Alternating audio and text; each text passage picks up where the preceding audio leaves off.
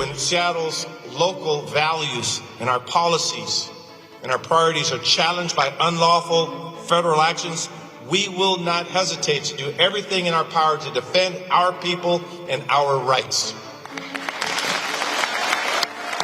That's Mayor Bruce Harrell right there with his State of the City address this week, taking aim at the policies of the Trump administration and vowing that Seattle will fight back.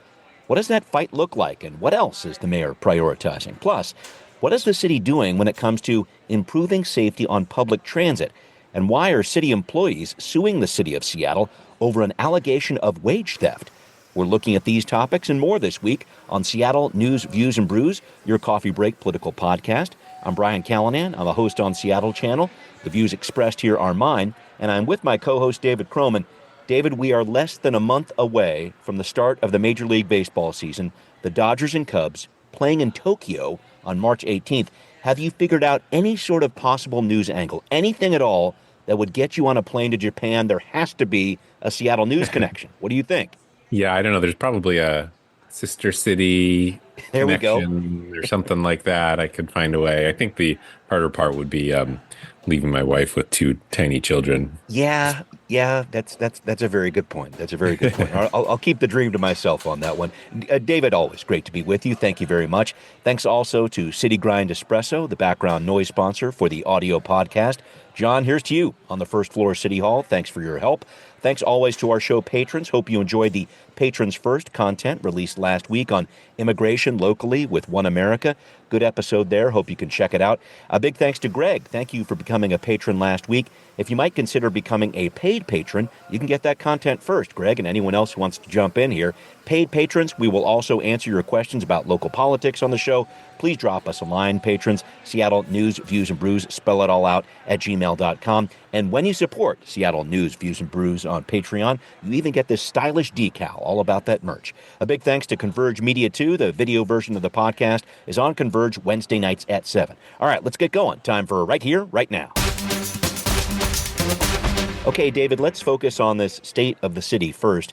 Mayor Harrell was really focused on the White House off the top of his address, vowing to fight against the Trump administration when it comes to Seattle's so-called sanctuary city status, pushing back against anti-DEI measures, climate change denial, too. What did you glean from what the mayor was saying when it comes to responding to President Trump? Because he put that first and foremost in his address. Yeah, it's a stronger tone than we've heard out of City Hall and from him since November when Trump was elected. There was sort of a period there where the tone was a little more, we'll see where we can work with them and we'll push back where we can. I think the threats to cities like Seattle have been pretty explicit, and so that has changed the situation, which is, yeah. And he said this, I don't remember the exact quote, but he said, "I'm not an alarmist, but the threats are real," and we the Trump administration has already gone after Chicago, I think, Illinois around sanctuary policy. So it's not only is it possible, but almost at this point feels likely that there will be some confrontation between Seattle and the federal government at some point. And so I think his speech, there's that period between the election and inauguration when I think maybe people were holding out hope that it would be quiet on that front. And it seems pretty clear it's not going to be. And I think his speech reflected that.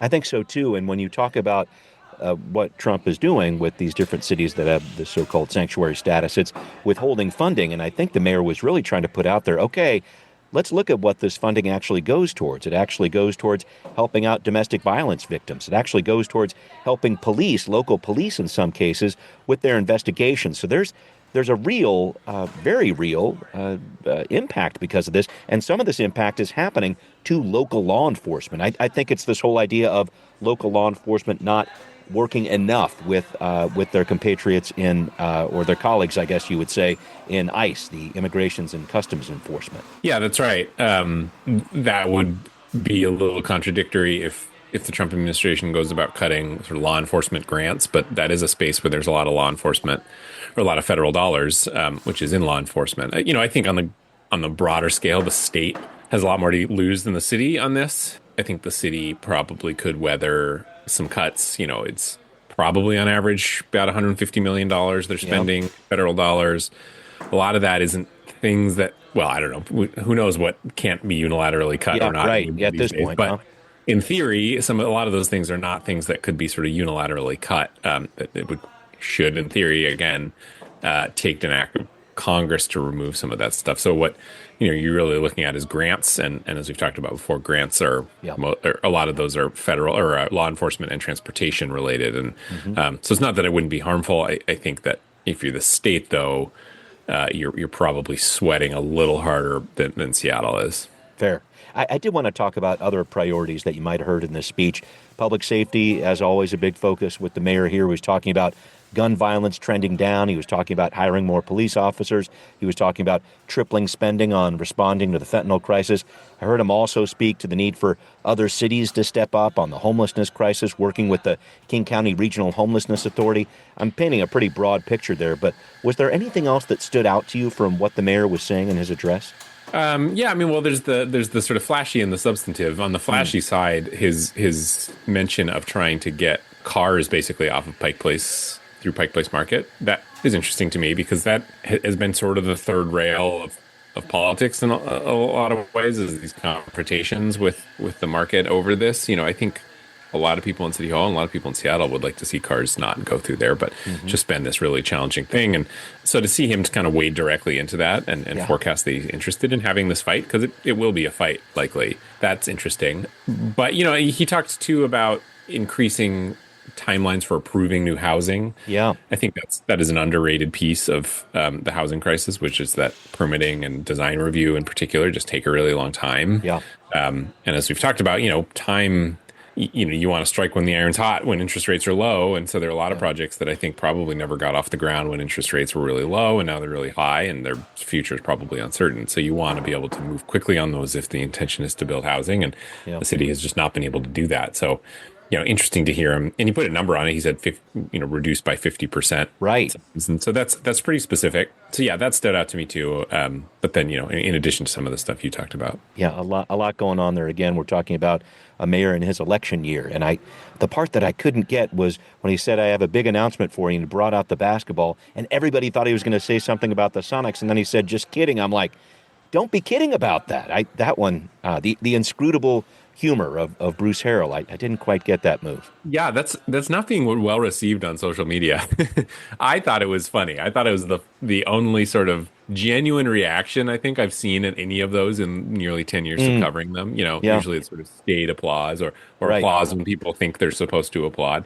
This was like a genuine reaction and of both joy, and then I was in the room of both joy and the disappointment, and I thought it was a funny bit. I think people on social media are taking things too seriously. It's Bruce Harrell would love nothing more than to be the mayor who was in office when the Sonics come back. Oh yeah, I don't doubt his sincerity to wanting to make that happen at all. I just think he was having a little fun, and mayors can be corny and not particularly funny a lot of the times, including Bruce Harrell. I will say this was the one moment I will grant I thought was actually legitimately a funny. All right. Now we know. All right. Well, thank you for that, David. In other news, I wanted to talk about the Seattle City Council and its Transportation Committee met this week to talk about transit passenger safety and how the city's transportation levy can inject some money towards that matter.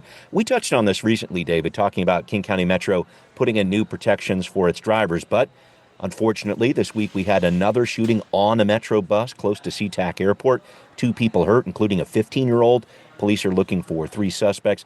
So the city on Tuesday was talking about investing in more transit security at certain hot spots in Seattle. But then you've got some of the union reps at the table saying, hey, we're at a tipping point here. What we're doing isn't working. I just wanted to ask this broadly, David. What do you think needs to change in terms of making our transit, King County Metro Transit, a safer place to be? Yeah, well, I mean, I'll first say that Seattle is not in charge of King County Metro. Right. So as far as what Seattle can do, I don't know. I mean, I suppose they're trying to put some pressure on King County and Metro here, but it is, at the end of the day, a King County thing that needs to be dealt with. It's not to say it doesn't need to be dealt with, though. Right. And Seattle does invest some levy dollars to help add to the security on buses. Yes, that's true. Yeah. That's true. But it is, at the end of the day, a King County Metro, a King County governance. And, as far as what needs to change, it's tough because, as we've talked about, I do think that buses and public transit are oftentimes recipients of failings that go well above where they are. Yeah. There's a few professions I always think of, librarians and public transit operators in particular are people who are asked to deal with issues that are, in theory, well above their pay grade. Most of them do it gracefully and very well. But it does put them in a position of dealing with a lot of challenging societal issues that they're frankly not equipped to deal with. So I think there's probably going to be more transit security around certain stops, and that should make a difference. But, it's hard to have a cop on every bus, for example. Yeah, and that was there were a handful of King County people there at this meeting on Tuesday. There, King County sheriffs definitely on hand, and they were talking about some different things, including, I'm really interested in this. They're talking about an education system right now when it comes to fare enforcement. They want to have proof of fare required by March of this year, the end of March, the 31st, meaning they're actually going to inspect and ask people for their fares with an enforcement. I'll put enforcement in quotes there in May. And we're coming back to the same question. I heard a King County Sheriff's deputy talking about this today, using criminal justice as that backstop. He said in the meeting, we're not going to arrest our way out of this problem, but there has to be this kind of criminal justice backstop here, or else all of these different behaviors that we're seeing on buses, like drug use, et cetera, or assaulting bus drivers, is going to continue. And I thought that was interesting. Just asserting a little bit more of a law enforcement presence really seems like at least part of the answer that King County Sheriff's Department and Sound Transit are going to be pushing here. Yeah, and I think as far as sort of making a short-term difference, that could. Again, I don't know what the mechanics of that look like, because some of this stuff is happening on the bus itself. Maybe more people boarding, but and maybe just the presence generally of law enforcement could make a difference. It's not an easily solved issue. No, and the part you brought up just about the fact that there are so many other contributing factors here when it comes to safety on our buses. But this is something that the city of Seattle is very interested in. The transportation levy includes $9 million for transit passenger safety. There's some investments going into buses. There's some investments going into streetcars as well. I know $1 million a year doesn't go as far as it used to, but I'm interested to see where that goes as well. All right, well, up next, a number of city employees are saying the city of Seattle's new-ish payment system has created a situation that amounts to what they're calling wage theft. Hear what's happening and who's behind this action we're talking about here. You can learn more coming up on Now Hear This. Well, here's a story that might have been buried on your news feed at the end of last week. 3 City of Seattle employees have proposed a class action lawsuit against their employer. The suit is on behalf of more than 13,000 workers. It makes the allegation that the city's new payroll system has systematically underpaid them and has hindered them when it comes to accruing leave. They're calling this wage theft. They want the city to fix it, especially after hearing the mayor approve a major labor contract last year when he said city workers are a valuable asset of the city that Seattle wants to invest in. These labor contracts affect more than 7,000 city workers. If we can't invest in our assets, I said, then I better get another job. I'll take the hits because I believe in you. I know the work you do. I know your public service. I know your hearts, your commitments. So this case was filed by workers from Seattle Public Utilities, the Seattle Fire Department, and the Seattle Police Department. Workers want the city to fix the payroll system. They want a full accounting of what's owed. They want workers to be reimbursed with pay and interest and possibly further damages too. David, talk to us about this because you wrote about this in the Seattle Times. What's been going on with this Workday, as it's called, the Workday payroll system that went into service in September of last year? What's happening? Yeah, I mean, it seems like it had some issues. It rolled out in September. In the October payroll, the city received something like 1,000 complaints. There were reports of some employees receiving paychecks of zero that said no dollars on it. And so, this was a big... it just on its surface seems like kind of a cluster when it came through. The city is saying that they have addressed most of the most serious issues, which is to me served as sort of an acknowledgement that there were serious issues with it. Right. And that they're still sort of trying to perfect it. But if people are saying that they're still been underpaid or paid too late, then that shouldn't be acceptable. And so it'll be interesting to see whether the judge, I don't know if he even has a judge yet, but grants the class action status here. That would be fairly impactful to the city broadly because, they're framing this not just as a suit on their behalf, but basically on behalf of anyone who's worked for the city since September, which is a lot of people. And if it's true that, I saw one allegation that someone was owed $20,000 or something like that. If you can apply that by if that's at all true over the course of a lot of employees, then and the judge does grant interest or damages, then that could end up being a lot of money. But I don't know where it goes. Yeah, I did want to ask about this because you wrote about this in the Times that the trial date has been set for February of next year, as I see it. Is this a situation where the two sides, I imagine, are going to try to work towards some sort of settlement before that, or do you have any inkling about where this might be going? No, I mean, except for that, that's how they usually end up going. Right.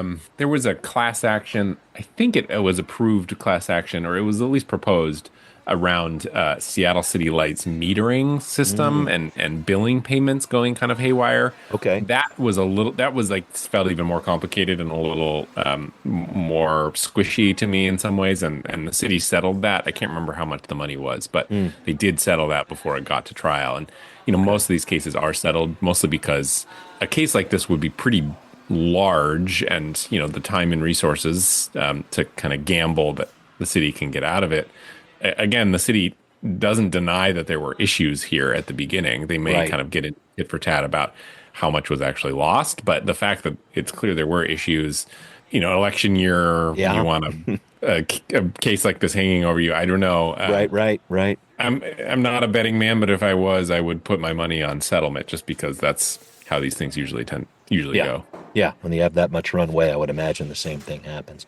Thank you for that, David. I did want to talk about something we discussed last week because, as you predicted, the margin of approval for the social housing funding measure, Prop 1A, has only grown over the past several days. Some of the most recent numbers I've been seeing show a 62 to 38% difference compared between the 1A version and then the 1B version that was promoted by the city and the Chamber of Commerce.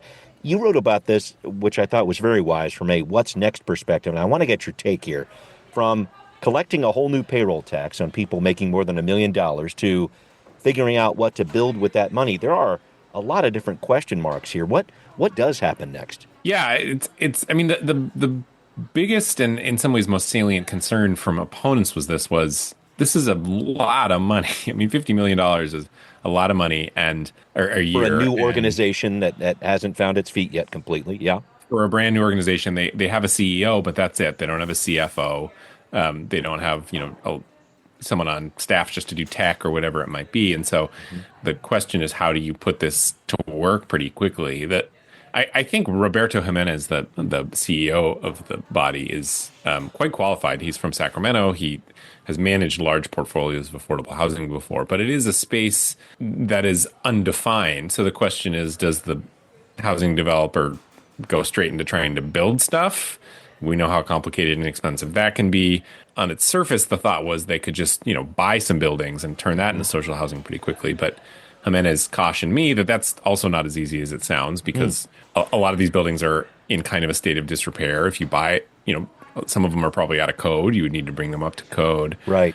And then, the big one is a lot of them, they have people living in it. So do you want to be the social housing developer that evicts people in order to provide housing for working class people? Right. That's kind of challenging too. So, as far as how you actually bring housing online quickly, which I think people will want to see because they just approved $50 million a year, is sort of a question mark. He raised the possibility of, we talked about development taking too long, of real estate deals that have stalled. I thought that was interesting. So, and maybe move in there and try to work on those properties. Exactly. Interesting. Huh. So anywhere between, maybe somebody bought a plot of land, they have their permitting, and then they gave up on the project because it got too expensive. Social housing developer maybe comes in there, kind of picks up where they left off and finishes it.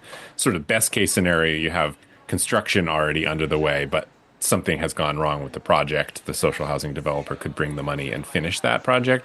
I thought that was interesting. He made it sound like it's a thing that's been done before in Massachusetts, but not so much on the West Coast. So, but I will say this is what the opponents were saying, which is these are questions that should have been answered before we passed this tax. And so I think it's fair to say to question, how quickly we can get some of this housing online. Yeah, no, that's very true. That whole idea of how to collect the dollars, is that still a moving target too? Because this is going to be something new for the city, and I think the city itself is going to have to figure out some new collection matters here. I know they have the jumpstart tax already. We do have a payroll tax in place, but this is a little bit different. Any thoughts about that? How the money is actually going to be collected? Yeah, I think you're right. I think it would be through some of same mechanisms as Jumpstart. The thing is, and my colleague Danny Westmead pointed this out, is Jumpstart works well because, despite all the doom and gloom predictions about it, it is really hard for Amazon to move its operations fully outside of Seattle. It's really hard for any company to do that. And so we just haven't really seen it. When you're talking about taxing, you're not taxing individuals, you're still taxing the companies, but it's based on what they're paying to individuals within their company. So I do think it will be an interesting thing to see if Amazon, for example, says, okay, management who makes $1 million a year, your offices are now in Bellevue. I mean, that would be easier to do than it would be to move their entire operation. So the $50 million prediction, I think we don't know how accurate that's going to be. On the other hand, capital gains and some of these other income-based tax have turned out to be, and Jumpstart, for example, have turned out to be way more lucrative than they were expecting. So it's going to be, I wouldn't hazard a guess as to what the final number that they're going to collect will actually end up being. Yeah, that's a moving target as well. I do want to ask one last question about this. How awkward is it going to be for city leaders to reckon with this measure after watching the city-sponsored option on this get so thoroughly annihilated at the ballot box? What do you think about that? Yeah, I mean, the money's coming in, so they should do something about it. The political implications here are interesting. I don't fully know what they are, except for that the city council and the mayor don't seem to curry a lot of favor, which isn't to say that the voters dislike them specifically, although there's some indication that there's some waning, increasing unhappiness. But just because the city council and the mayor endorsed one option, that did nothing. It did absolutely nothing. I think at the end of the day, I thought Councilmember Mercedes Rink made a good point about this, which is, when she was kind of the most recent person on the campaign trail and said, taxes on rich people or corporations never got any pushback from anyone at the door. I thought that was interesting. And two, when you see what Elon Musk and Jeff Bezos are doing in Washington, I think that helped this measure a lot because people are feeling frustrated about really, really rich people taking a lot of power in Washington, D.C. And they said, you know what? Here's another tax on you. So anyway, that's to say that I think this tax probably has more political capital than the people who sit in City Hall. And so if they are seen to slow walk this or not do this, it's not gonna help them at the ballot box, or at least it doesn't appear like it would. Yeah, it's a very interesting time for this. We're talking about a few positions here for City Council that are up. We're talking about the mayor's position. We're talking about the city attorney as well. So a lot of things to keep an eye on over the next several months here. Thank you for that, David. All right, well, coming up, we're hitting the road, in a manner of speaking, as we take a look at a state proposal for a road use tax instead of the traditional gas tax model. Why is this happening? Who's going to pay this? We're driving towards some answers on what's next. Well, David, I like looking at the state headlines with you every now and then, and I saw one in the Times by your colleague Nicholas Deshays that I thought was very interesting. Because we have more fuel-efficient, more electric vehicles on the road, gas tax revenue, a key part of paying for our transportation projects in our state, is going down. We've known this for many years. So why not create a self-reported pay-per-mile honor system to bring in some new funding? This is from Representative Jake Fay, the Democrat from the 27th District in Tacoma. He's trying this yet again. He's failed to move this out of the Transportation Committee twice that he heads. But, David, I do think about this. You got more electric vehicles on the road, the specter of maybe losing more federal transportation funding. Is this proposal going to get more traction this year? What do you think? I don't know. I mean, as a former transportation reporter with the Seattle Times, that's why I'm asking. It feels like there are a few stories that are almost rites of passage for transportation reporters at the Seattle Times. The first is, will they finish the missing link? And the second is, will they pass a road usage charge? Because they have been asking these questions now for many, many years. Yes, that has spent many reporters. I wrote a few stories about the road usage charge. I think the thing that freaks people out is its implementation. It's just, the gas tax. The gas tax, there is almost zero administrative overhead cost. Right. I don't know what the number is, but it's the amount of money the amount of gas tax that they have to spend on implementing the gas tax is a rounding error. It's basically negligible. The amount that they would have to spend on implementing the road usage charge is much higher than that. In some ways, gas tax is the perfect tax because it has a direct nexus to the thing that's funding, which is the transportation network. It's easy to implement, and people forget that they're paying it. Because sometimes. Sometimes. Of course, you can. But most people, they go to the tank, they look at the price, it is what it is, and they don't really do the math on exactly where all the those cents are coming from. Yeah. Road usage charge is harder to implement. It still has that nexus, and in some ways would incentivize people to drive less. But and then it's going to be on the top of people's mind every time they pay it. Right. And as a policymaker, you really don't want to be constantly reminding people that they're paying taxes. Right. Right. So I think that is what has made it so difficult to get off the ground. And like the missing link, I will believe it when I see it. Fair enough. I was going to try to figure that road to nowhere off of 520 was one for many years until they finally figured that one out. I will say, though, there are some other states that have this in place, Oregon included, and it appears some of the surveys that I was seeing in that Times article show that people actually support this idea. I'm trying to balance that with what you're bringing up. Will they support this when they actually have to pay for it? But it does sound like a few people are saying, yeah, we got to do something here because our roads are in such bad shape. And a few other states have this on the books. Yeah, I mean, the transportation budget in the state is kind of shot. It's in a lot of trouble because no sector was hit harder by inflation than large transportation projects. And materials costs for sure, but also just competition for contractors. And these big general design build contractors just had their pick of the litter of what jobs they wanted to take, and so the prices just became astronomical on these things. And so all these projects are way more expensive than they previously thought. This fish passage culvert court order has gotten out of hand expensive, and the ferries have gotten, everything has just gotten so expensive, and so they are in a position where they kind of have to figure something out. And raising the gas tax appears to be sort of verboten these days. And so, this is the other option. I don't know, beyond raising the gas tax and doing the road usage charge, I don't know what other options are on the table here exactly. Yeah, there are some big question marks there, and there's so many budget questions down in Olympia right now. I know this is a growing one, though, and we'll track what's going on with this bill. I'm interested to see what happens this time around. But we do need to wrap up, David, and I had to throw one quick gardening question to you, and this is one that I think about many times this time of year. And if I've asked you this already, I'm just going to ask it again. But I'm of the mind that really pruning things back severely around my house here in the month of February is totally the way to go. My wife says, no, that's not the right way to do it. Help me prove that I am right about something for once in my life, David. Please. What do I got? No, if you're talking trees, now is the time to prune them because they're dormant. Okay. Because they're dormant, and so they'll take it better, and then in theory that will spur more growth later. If you wanna shape your tree in a very specific way, you should probably do it later. But if you want to spur more growth and more fruit, if it's a fruit tree, then now's the time to do it. Curse you and your nuanced answers. I might have to admit that my wife is slightly right about this one, but I'm going to be doing some cutting, David. That's for darn sure. Thanks, man. I always appreciate talking with you. Thank you, David. Thanks to everybody listening to Seattle News, Views, and Brews, where you can always find out what's brewing in local politics. Thanks again to patrons who support the show. If you are not a patron, please do support the show for just $5 a month. It's just about a little more than $1 an episode here on Patreon. That would be greatly appreciated. You can hear us on Apple, Spotify, wherever you like to listen. Thanks also for watching on Converge Media. We will see you next time. Seattle News, Views, and Brews is an independent production of Callanan Media Services. Copyright 2025.